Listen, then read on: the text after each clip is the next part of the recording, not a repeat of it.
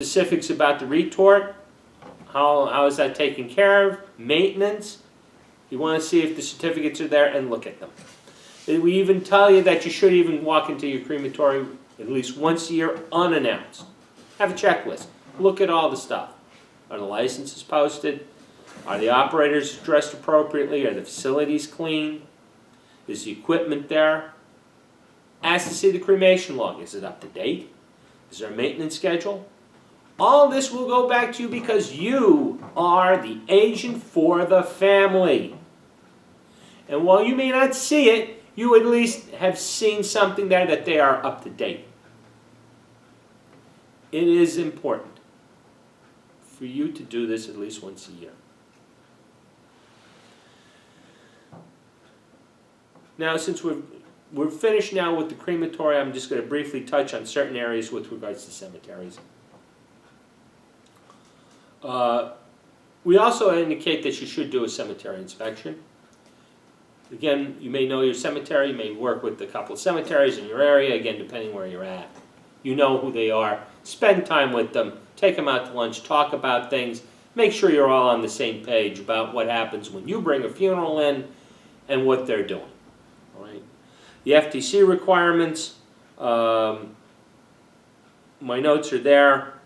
The different types of cemeteries. We have the churchyards, garden cemeteries, or memorial parks.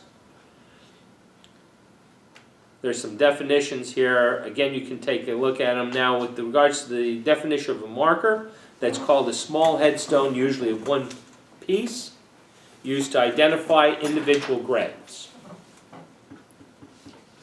A memorial is a physical object that is designed for the purpose of remembering.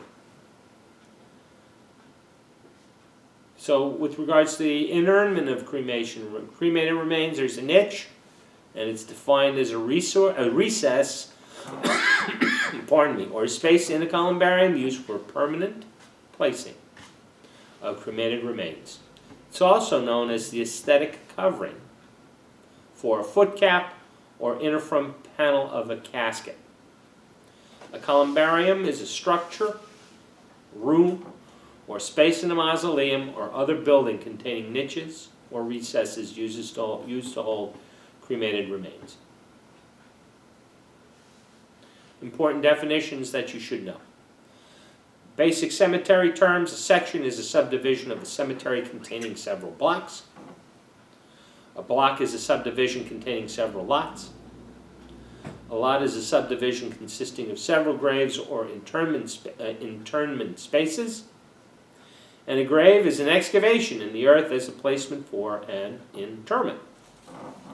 There's some other definitions here that we have. You have the notes with regards to them. You can take a review of them. We also would recommend that you also take a look at Dr. Clicker's book on funeral directing. It's a good book. Shows you certain photographs so you get a better idea of what's going on. Green burials. Green burials are very important in today's world. We see a number of them going on. It's earth-friendly, inexpensive.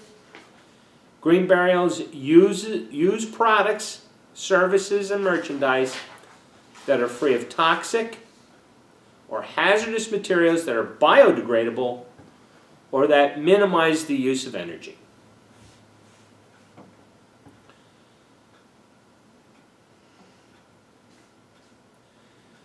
And finally, I'm going to end this with, in our lecture here, with the funeral director's role at the cemetery. And it is important. Again, you're the agent.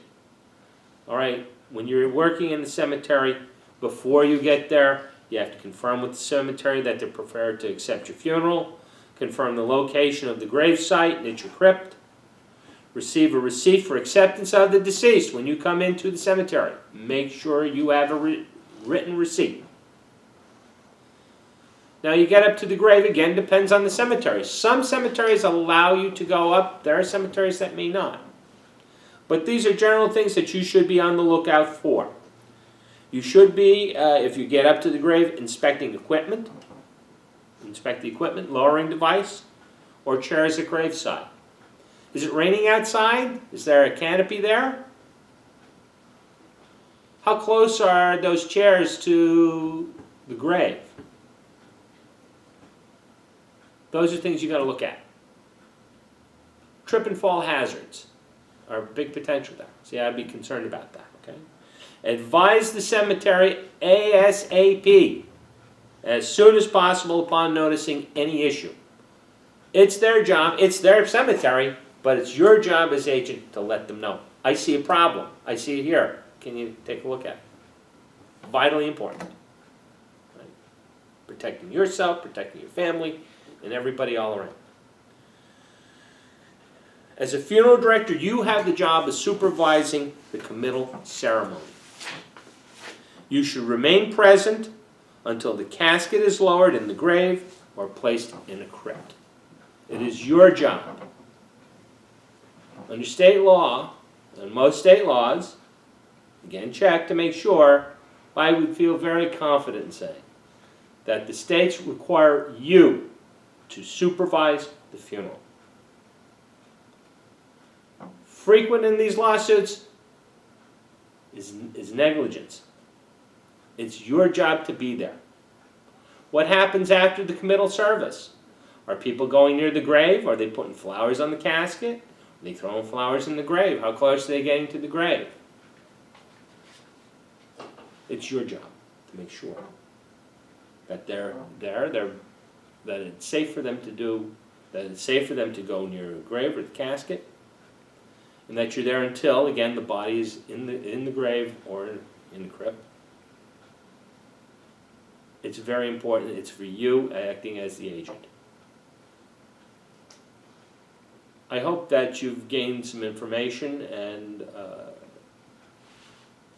that you're ready, that you have a better understanding of cremation and the importance, not only the growing importance of cremation, but the things that you need to do to ensure that your family has an experience that is something that they will remember, that they will be grateful for you, and that you have done the best that you can do. I hope that you've gotten information out of this. I wish you all the best of luck in your studies and your quest to becoming a funeral director. Thank you.